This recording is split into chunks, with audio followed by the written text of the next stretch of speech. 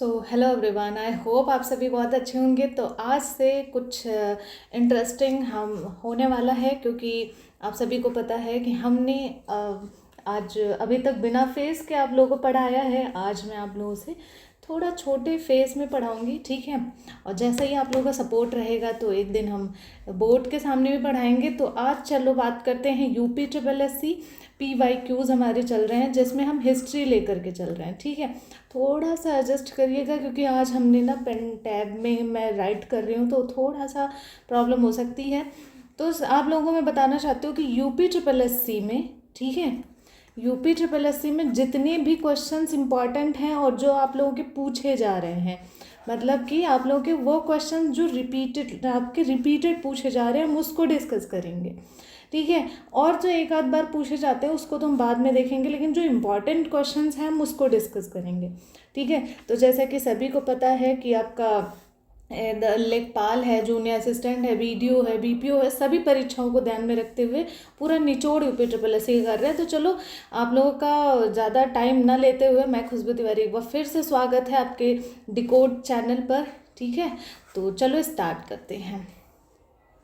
तो question number first देखो क्या कह रहा है, ठीक। क्वेश्चन नंबर फर्स्ट कह रहा है कि मनुष्य जीवन का सर्वोत्तम ध्येय है केवल, ये क्वेश्चन अब दिखेगा, है ना, मुझे और थोड़ा यहाँ कॉर्नर में होना चाहिए, ठीक है।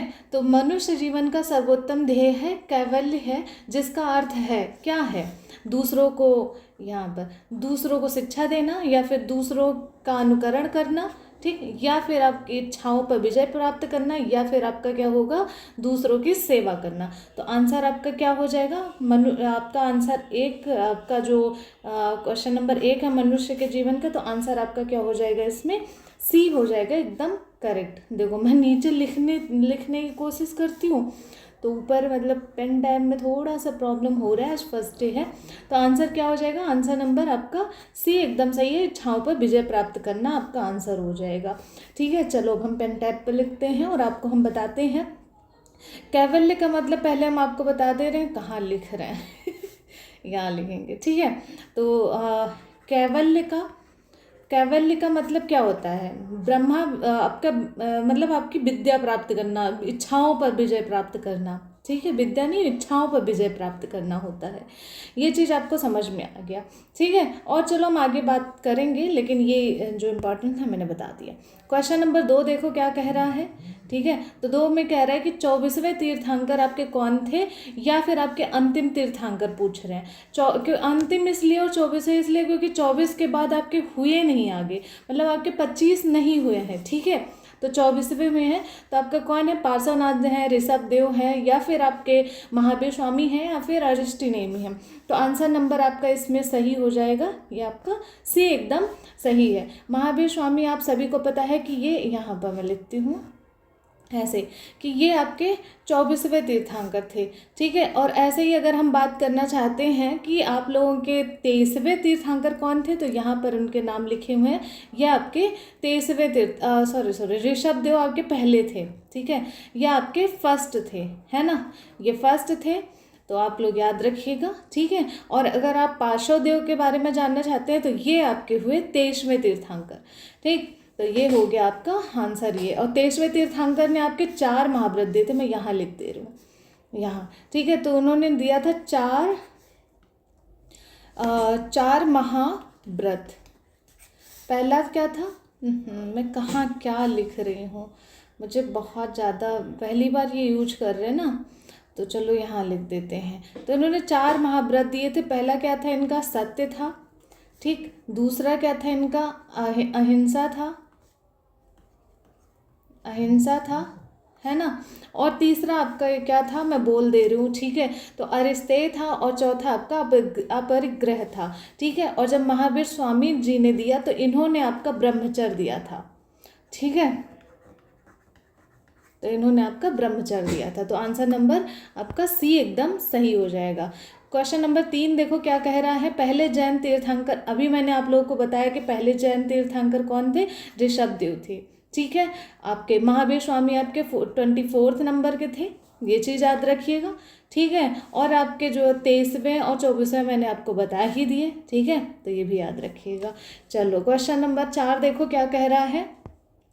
4 कह रहा है, आप इधर देखो, जैन धर्म में 3 रत्न यानी कि त्रिरत्न, ये शब्द आप सभी को अच्छे से पता होगा। त्रिरत्न दिए जाते हैं उनमें और उन्हें निर्वाण का मार्ग कहा जाता है। वे क्या हैं जो त्रिरत्न दिए जाते हैं? अब उसको पहले जानो। सही भाषण, सही ज्ञान और सही आचरण, ये है। या फिर आपका सही विश्वास, सही ज्ञान और सही व्यवहार, ये है। आपका क्वेश्चन ये सी दिया हुआ है, सही विश्वास, सही पथ या फिर सही आचरण, या फिर आपका आंसर डी हो जाएगा, सही विश्वास, सही ज्ञान और सही आचरण। तो आंसर नंबर आपका इसमें डी हो जाएगा, एकदम सही, ठीक है। तो कहाँ गया मेरा बन, ये डी हो जाएगा आपका एकदम सही, ठीक है। सही विश्वास, सही ज्ञान और सही आचरण आपका ये हो जाएगा त्रिरत्न, ठीक है। ये चीज़ याद रखिएगा। अब सही विश्वास को अब शायद आप लोगों को कंफर्म ना हो कि ये क्या है सही विश्वास, या जो है मैं थोड़ा अपनी फ़ोटो ऊपर कर दूँ, ठीक है। तो सही विश्वास को आपको पता है क्या कहते हैं? मैं अपना पेन पहले ढूंढूँ, कहाँ चला गया ये, ठीक है। तो सही विश्वास को आपका कहते हैं सम्यक दर्शन। अब मैं इसको लिखूँ यहाँ, सम्यक, लो मेरे साथ मजाक हो रहा है, ठीक है। सम्यक दर्शन, ठीक, सही विश्वास को कहते हैं। और सम्यक आचरण आपके सुख दुख, जो आपका सही ज्ञान, सही आचरण या फिर आपका जो है इनको कहते हैं। तो आचरण को कहते हैं सम्यक आचरण। तो सम्यक लगा लेना और आचरण तो है ही है, तो आचरण लिख लेना, ठीक है। तो ऐसे हो गया। और सम्यक ज्ञान आपका ये ज्ञान वाला हो गया ये चीज़, ठीक है।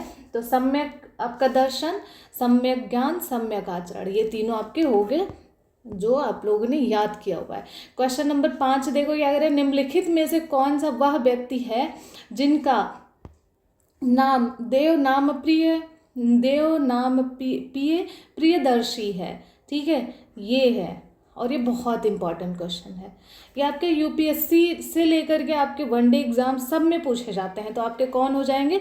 चंद्रगुप्त मौर्य जी, या फिर आपके सम्राट अशोक, या फिर आपके गौतम बुद्ध, या फिर महावीर स्वामी। तो आंसर क्या हो जाएगा इसमें आप लोगों का, जरा ये हमें बताएं। तो आपका आंसर हो जाएगा, कहाँ गया ये, ठीक, तो सम्यक आपके सम्राट अशोक जी हो जाएंगे, ये चीज़ याद रखिएगा। और देव नाम प्रियदर्शी आपको पता है कि अशोक का तो बता ही दिया, साथ ही साथ आपको हम ये बताते हैं कि इनके शासनकाल कब तक थे। तो हमको तो पेन ढूंढने में टाइम लग जाता है। शासनकाल इनके जो हैं वो लिख दे रहे हैं यहाँ, 273 ईसा पूर्व, ठीक, ईसा पूर्व से 232 ईसा पूर्व, ठीक है। ये हो गए इनके शासनकाल। चलो क्वेश्चन नंबर 6 देखो क्या कह रहा है, ठीक है। राजा कनिष्क के शासनकाल के दौरान दरबारी चिकित्सक का नाम बताएं। ये क्वेश्चन 6 क्या कह रहा है कि आपके कनिष्क के काल में, ठीक है, कौन से दरबारी चिकित्सक थे? आपके सुश्रुत, कश्यप, या फिर चरक, या फिर आपके पतंजलि। तो आंसर कौन सा हो जाएगा? ठीक है, तो आपके आंसर हो जाएगा आंसर नंबर सी, एकदम सही है, ठीक है। आपके चरक हो जाएंगे, ये चीज़ याद रखिएगा, ठीक है। चरक सभी को पता है कि आपके कनिष्क के दरबारी थे, तो जो कि यहाँ लिखा हुआ है, मैं यहाँ से और लिख दे रही हूँ, ठीक है। और चरक संहिता भी इन्होंने लिखा है, ये चीज़ याद रखिएगा, ठीक है। और आपको एक और चीज़ बता दे रहे हैं कि इनके शासनकाल में जो नागार्जुन आप लोगों ने सुना है, नागार्जुन, ठीक है, तो ये भी इनके दरबारी थे, ये भी याद रखिएगा।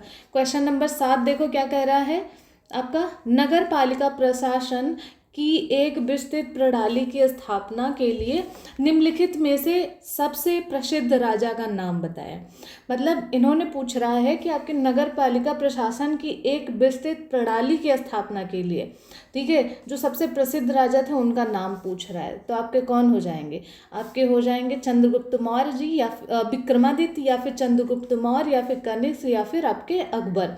तो कौन हो जाएंगे? तो आंसर आपका हो जाएगा इसमें चंद्रगुप्त मौर्य जी। मैं यहाँ सॉरी, ठीक है, चंद्रगुप्त मौर्य हो जाएंगे, ठीक है। ये चीज़ याद रखिएगा। मौर्य काल में आपके नगर प्रशासन का बहुत ज़्यादा अच्छे से ध्यान रखा गया है और इनका पूरा श्रेय चंद्रगुप्त मौर्य को जाता है। इन्होंने इनके यहाँ एक सभा होती थी, आप हमें, मैं यहाँ लिखने की कोशिश करती हूँ, तो एक सभा होती थी, ठीक है, जिनका आपको जो उनका प्रमुख था आपका नागरक था, ठीक है, इनका नागरक रहता था या फिर पुरमुख भी इसे हम कहते थे। और मेगास्थनीज ने पाटलिपुत्र के नगर परिषद में 5-5 सदस्यों वाली रहती थी, लेकिन सबसे ज़्यादा इम्पोर्टेंट चंद्रगुप्त मौर्य की थी, ठीक है, ये चीज़ आप याद रखिएगा। चलो क्वेश्चन नंबर और हम बात करते हैं। 7 हो गया आपका। 8 क्या कह रहा है? इसको पेन टैब मेरा ना बहुत ज़्यादा डिस्टर्ब कर रहा है। आई होप आप लोग डिस्टर्ब हो रहे होंगे, थोड़ा सा डिस्टर्ब हो रहे होंगे, ठीक है, कोई दिक्कत नहीं है, थोड़ा तो मैम के साथ इतना करो क्योंकि हमें भी पढ़ाना। चलो ऐसे लिखते हैं, ठीक है। तो अब हम बात करते हैं क्वेश्चन नंबर 8 क्या कह रहा है आपका? 8 कह रहा है, देखो, कनिष्क के शासनकाल के दौरान निम्नलिखित में से कौन सी बौद्ध संगति आयोजित की गई थी? पहली, दूसरी, चौथी या फिर आपकी तो पेन मैं लिखती हूँ यहाँ, चौथी आपकी हो जाएगी, ठीक है, चौथी की गई थी। और ये आपकी कश्मीर में की गई थी। कश्मीर के आपके एक क्षेत्र है, और क्षेत्र आपको देखो कभी कभी सवाल आता है कि कश्मीर या फिर कौन से आपके अभी प्रेजेंट टाइम में जो आपके हैं नाम वो पूछ लेते हैं, और अभी कभी कभी ये होता है ना कि प्रेजेंट टाइम में नहीं पूछता है, तो ये पुराना नाम, तो वो आपका नाम क्या हो जाएगा? कुंडल वन, ठीक, कुंडल वन हो जाएगा। ये देखो, हम इसीलिए नीचे देखो तो कुंडल वन हो जाएगा, ठीक है। चलो ये हो गया आपका। और आप सभी को पता है कि ये आपकी चतुर्थ आपकी बौद्ध संगति थी, ये चीज़ आप याद रखिएगा। क्वेश्चन नंबर 9 देखो क्या कह रहा है, ये 9 है, मौर्यकालीन भारत का विवरण प्रणाली इंडिका के लेखक कौन थे? मेगास्थनीज, फाहियान या फिर ह्वेनसांग या फिर इनमें से कोई नहीं। तो आंसर नंबर आपका ए हो जाएगा, ठीक है, आंसर आपका ए एकदम सही हो जाएगा। और आपको हम और बताना चाहते हैं, जैसे फाहियान है, देखो इंडिका तो मेगास्थनीज ने लिख दी, लेकिन ह्वेनसांग फाहियान ने भी पुस्तक लिखी है, तो ये किसने लिखी है ये हम बता दे रहे हैं। और ये आपके किस मेगास्थनीज किसके दरबार में आए थे ये हम आपको बता दें। तो मौर्यकालीन तो लिखा हुआ है, तो आपके ये किसके दरबार में थे? मौर्य उस समय किसका शासक चल रहा था? तो चंद्रगुप्त का चल रहा था, ठीक है। और फाहियान जो आए हुए थे वो आपके विक्रमादित्य के आए थे। और साथ ही साथ अगर ह्वेनसांग पूछ रहे हैं तो ये आपके हर्षवर्धन में आए थे। अब इनकी हम किताबों के नाम बता दे, तो इनकी किताब का नाम तो पता ही चल गया, इंडिका है। फाहियान ने लिखी थी क्यू, और नीचे लिख दे रहे हैं हम की, ठीक, थोड़ा सा हम अपनी फोटो ऊपर लिख देते हैं, चलो। और उसके बाद जो है हर्षवर्धन ने लिखी थी, ह्वेनसांग ने लिखी थी CU की, ठीक, CU की। चलो क्वेश्चन नंबर 10 देखो क्या कह रहा है, ये है आपका 10, ठीक है। चरक संहिता संबंधित है राजनीति से, चिकित्सा से, वास्तुकला से या फिर आपके गणित से? तो चरक संहिता सभी को पता है कि आपकी चिकित्सा से संबंधित है, और चरक जो आपके चरक एक प्रसिद्ध आयुर्वेदिक के विज्ञान थे। तो चरक संहिता जिसने लिखी है ना, वो आप कौन थे? चरक थे। और चरक जो है, ये एक सेकंड मैं इस पे पहले लिख देती हूँ, टिक लगा देती हूँ, तो आंसर नंबर आपका बी एकदम सही हो जाएगा, ठीक है। चलो, और ये आपके चरक, मैं यहाँ लिखती हूँ चरक, ठीक, चरक जो हैं ये आपके कनिष्क के दरबार में रहते थे, है ना, ये कनिष्क के दरबार में रहते थे, ठीक है, ये चीज़ याद रखिएगा। और जो चरक संहिता आपकी लिखी है ये आपकी संस्कृत भाषा में लिखी है, तो ये हो जाएगा संस्कृत भाषा में लिखी हुई है। चलो क्वेश्चन नंबर 11 देखो क्या कह रहा है, सिर्फ और सिर्फ 20 क्वेश्चन हम लिए हैं, ठीक है, 20 क्वेश्चन में ही हम डिस्कस करेंगे, उससे ज़्यादा हम नहीं लेते। मौर्य अर्थव्यवस्था मुख्य रूप से निर्भर करती है कृषि, व्यापार आधारित अर्थव्यवस्था, उद्योग आधारित अर्थव्यवस्था या फिर आपका युद्ध आधारित अर्थव्यवस्था। तो युद्ध का ऐसा कहीं कोई सीन नहीं है, ठीक है, तो आपकी कौन सी हो जाएगी? आंसर आपका हो जाएगा इसमें व्यापार आधारित, क्योंकि अभी देखो नीचे नहीं देखो तो तुरंत तो कृषि आधारित अर्थव्यवस्था हो जाएगी। उस समय उद्योग, पशुपालन, व्यवसाय और आपके व्यवसाय के साथ साथ आपके खनिज और व्यापार भी थे, लेकिन सबसे ज़्यादा मेन रोल अदा किया था वो आपके कृषि में किया था। ठीक है, जैसे अभी हमारा भारत कृषि प्रधान देश है, लेकिन अगर मोटे तौर पे देखा जाए तो व्यवसाय बहुत ज़्यादा रोल अदा कर रहा है, तो वैसे ही पहले भी था, ध्यान सब पे दिया जा रहा था। ठीक है, तो क्वेश्चन आपका 11 हो गया। ये स्क्रीन का क्या हुआ मेरा, चलो क्वेश्चन नंबर 12 देखो क्या कह रहा है ना। 12 की बात करते हैं। अशोक के प्रधान शिलालेखों में सबसे बड़ा शिलालेख कौन सा है? 11वां है, 12वां है या फिर 13वां है या फिर आपका 14वां है? तो 13 आपका सबसे बड़ा शिलालेख है, ये चीज़ याद रखिएगा। और आप लोगों को एक सबसे इम्पॉर्टेंट चीज़ बताते हैं कि इनकी शिलालेख सबसे बड़ा तो है ही है, लेकिन इसमें कलिंग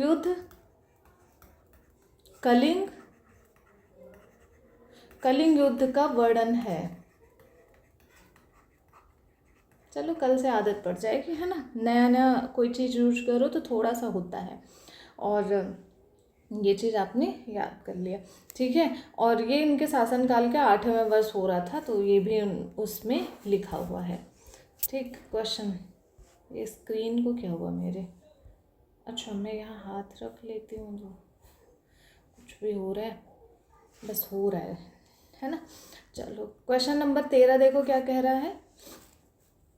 13 कह रहा है कि अशोक के आक्रमण के दौरान कलिंग पूर्वी प्रांत की राजधानी कौन सी थी? जब अशोक ने उस समय आक्रमण किया था कलिंग पर, जो अभी हमने बात किया कि 13वें शिलालेख में लिखा हुआ है, तो उस समय उस राजधानी क्या थी? या फिर कलिंग कहें या फिर आप पूर्वी प्रांत भी कह सकते हैं। तो आपकी क्या थी? पाटलिपुत्र थी, तक्षशिला थी, या फिर आपका उज्जैनी थी, या फिर आपकी तोशाली थी। तो आपकी कौन सी थी? तो आंसर आपका हो जाएगा इसमें आंसर नंबर सी एकदम सही, डी एकदम सही है। आपकी क्या थी? तोशाली थी। ठीक है, तोशाली थी। और अगर आप लोग इसके बारे में जानना चाहते हैं तो मैंने अभी आप लोगों को बताया है कि ये 13वीं शिलालेख में है। ठीक है, तो 13वें शिलालेख में लिखी हुई है। साथ ही साथ एक इम्पॉर्टेंट चीज़ मैं बताना चाहती हूँ कि यहीं से इन्होंने जब आपकी कलिंग युद्ध हुआ तो उसके बाद जब इन्होंने देखा कि लाखों लोग मर चुके हैं और लगभग 1.5 लाख लोग पलायन कर चुके हैं, तब जा करके अशोक को रियलाइज हुआ कि हमने बहुत गलत, मतलब मेरे साथ हो गया, और वहीं से उन्होंने धम्म विजय की स्थापना कर दी और उन्होंने अपना सब कुछ छोड़ छाड़ के धर्म में लग गए, और वहीं से धम्म विजय की नींव पड़ गई। ठीक है, तो ये चीज़ आप याद रखिएगा। चलो क्वेश्चन नंबर हम देखते हैं 14 क्या कह रहा है। देव नाम प्रिय, ठीक, ये सेकंड मैं इसको पेन टैब को इधर रख देती हूँ। ठीक है, हाँ, तब तक आप लोग क्वेश्चन देख लो, है ना। तो क्वेश्चन क्या कह रहा है कि देव नाम प्रिय नाम दिया गया, देव नाम प्रिय नाम दिया गया, मेरा पेन यहाँ है, देव नाम प्रिय नाम दिया गया किसको? हर्ष, अशोक, कनिष्क या फिर चंद्रगुप्त को? सबको पता है, आंसर नंबर आपका बी हो जाएगा, अशोक को नाम दिया गया। ठीक है, अब हम इनके नाम पर चर्चा कर लेते हैं कि इनके नाम और कहाँ कहाँ दिए गए। तो जैसे अशोक के अभिलेखों में सामान्यतः देव नाम प्रिय ही आपको दिखा है हर जगह, लेकिन आपके एक भाब्रू यहाँ पर एक ऐसे है।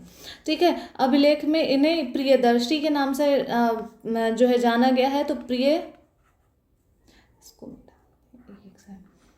प्रियदर्शी के नाम से जाना गया है। ठीक है, तो ये इम्पॉर्टेंट है। मास्की एक अभिलेख है इनकी। ठीक है, मास्की में इनको बुद्ध शाक्य के नाम से जाना गया है। ठीक है, तो बुद्ध शाक्य के नाम से जाना गया है। और अगर बात करना चाहें कि इनके अशोक नाम कहाँ कहाँ जाने गए हैं, तो मास्की हुआ आपका, और मैं यहाँ लिख दे रही हूँ, मास्की और आपका गुर्जरा, और आपका जो है मास्की और गुर्जरा, और भी एक आध हैं जो कि आप लोगों के इम्पॉर्टेंट नहीं है क्योंकि अभी तक क्वेश्चंस नहीं आए, तो जितने आए हैं उतने ही तो यहाँ पर इनके अशोक बताए गए हैं। ठीक है, अशोक बताए हैं। और साथ ही साथ आपको पता है रुद्रदामन का जूनागढ़ अभिलेख में भी इनको अशोक नाम से संदर्भित किया गया है। क्वेश्चन नंबर 15 देखो क्या कह रहा है, ये है आपका 15। ठीक है, निम्नलिखित में किनके बीच तक्षशिला शहर स्थापित है? सिंधु झेलम, झेलम चेनाब, या फिर चेनाब, या फिर राबी, या फिर आपके राबी और ब्यास। तो आंसर नंबर ए आपका एकदम सही हो जाएगा। ठीक है, सिंध और झेलम आपका तक्षशिला वहीं उसी के आपके बीच में स्थित है, ये चीज़ याद रखिएगा। ठीक है, चलो तक्षशिला आप सभी को बता दें कि अभी हमारे इंडिया में नहीं है, ये आपके पाकिस्तान में है। पाकिस्तान का नाम लिखने का मन नहीं करता। ठीक है, पाकिस्तान में है। तो ये हो गया आंसर आपका ए, एकदम आपका ए सिंधु और झेलम आपका एकदम सही है। सम्राट अशोक कौन सा शिलालेख कलिंग पर उसके विजय का उल्लेख करता है? अभी मैंने आपको बताया कि 13वें शिलालेख पर उन्होंने विजय की बातें लिखी हुई हैं कि उन्होंने कलिंग विजय किया हुआ था। ठीक है, और आप सभी को पता है कि इन्होंने टोटल, मैं आपको बता दे रही हूँ, 14 शिलालेख बनवाए हैं। ठीक, 14 शिलालेख इन्होंने बनवाया है, ये चीज़ याद रखिएगा। क्वेश्चन नंबर 17 देखो क्या कह रहा है। ठीक है, अशोक का सिंह चतुर्मुख स्तंभ शीर्ष एक है ना। क्या वो कह रहा है कि अशोक का सिंह चतुर्मुख यानी कि चारों तरफ मुंह किए हुए जो सिंह है वो कौन सा स्तंभ है और कहाँ पाया जा रहा है। ठीक है, कहाँ पर है। तो आपका आंसर देखो, मेरा पेन कितना चल रहा है। ठीक है, तो आपका आंसर क्या हो जाएगा, सारनाथ हो जाएगा। ठीक है, चलो क्वेश्चन नंबर और देख लेते हैं। अभी हमने कल ही सारनाथ के बारे में आप लोगों को बताया है। क्वेश्चन नंबर 18 क्या कह रहा है कि चंद्रगुप्त, ये पेन यहाँ जाना चाहिए। ठीक है, चंद्रगुप्त मौर्य के इस प्रसिद्ध राजनीतिक सलाहकार को निम्नलिखित सभी नामों से जाना जाता था, इनके अलावा चाणक्य, विष्णुगुप्त, या फिर आपके कौटिल्य, या फिर समुद्रगुप्त। तो आंसर आपके क्या हो जाएंगे भाई, सबको पता है कि समुद्रगुप्त अलग हैं और आपके चाणक्य हुए, विष्णुगुप्त हुए, और या फिर आपके कौटिल्य हुए, ये तीनों एक ही नाम है, ये चीज़ याद रखिएगा। ठीक है, और आप सभी को पता है कि समुद्रगुप्त अलग शासक हैं और इनको आपका भारत का नेपोलियन कहा जाता है, नेपोलियन कहा जाता है। क्वेश्चन नंबर 19 देखो, बस एक लास्ट क्वेश्चन है जो कि आपका होमवर्क रहेगा। 19 बता दे रहे हैं, अशोक के शिलालेख में ब्राह्मी लिपि का प्रयोग नहीं किया गया है। मतलब ये कह रहा है कि अधिकतर इनकी जो शिलालेखें हैं ना उसमें ब्राह्मी लिपि का प्रयोग किया गया है, लेकिन कौन सा ऐसा शिलालेख है जिसमें ब्राह्मी लिपि का प्रयोग नहीं किया गया? सारनाथ, सहबाजगढ़ी, या फिर आपका धौली, या फिर आपका इनमें से कोई नहीं। तो कौन सा आंसर हो जाएगा? आंसर नंबर बी आपका एकदम सही है। सहबाजगढ़ी को आपको ब्राह्मी लिपि में नहीं लिखा गया है, जबकि सारनाथ और आपका धौली आपका ब्राह्मी लिपि में लिखा गया है। ठीक है, ये चीज़ याद रखिएगा। और यह आपका जो सहबाजगढ़ी है ये आपका कहाँ है? अभी पाकिस्तान में है, ये भी आपका पाकिस्तान में है। ठीक है, ये चीज़ याद रखिएगा। और ये कौन सी लिपि लिखी गई है? तो ये आपकी खरोष्ठी लिपि लिखी गई है। ठीक है, ये चीज़ याद रखिएगा। चलो क्वेश्चन नंबर 20 देख लो, और ये आपका लास्ट क्वेश्चन रहने वाला है। 20 का ये है, निम्नलिखित में से कौन सा मौर्य कला का सर्वोत्तम प्रतिमान कौन सा है?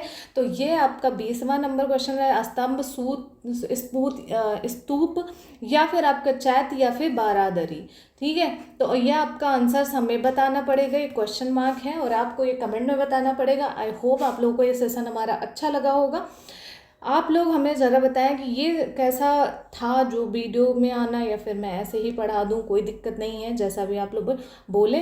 लेकिन ऐसे ही बताओ, ये फर्स्ट टाइम था इसलिए थोड़ी सी पेन रखने में प्रॉब्लम हो रही थी, और जस्ट मैंने अभी ओपन करके मैंने सोचा क्यों ना आप लोगों को ही पढ़ा दे, तो जस्ट ओपन ही किया था। तो पहले कलम चली, या फिर जो यूँ कहेंगे मैंने पहले ही प्रैक्टिस यहीं करी है, तो इसीलिए थोड़ी सी प्रॉब्लम हुई। ठीक है, उसको आई नो आप लोग मैनेज करेंगे, आप लोग बहुत अच्छे इंसान हैं।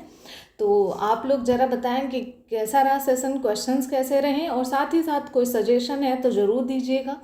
ठीक है, थैंक यू फॉर वॉचिंग। देखो मैं कहाँ पेन रखूँ कहाँ पेन रखूँ, मुझे खुद ही तो thank you for watching. Don't forget like से सब्सक्राइब। साथ ही साथ कोई सजेशन हो तो कमेंट में ज़रूर बताना।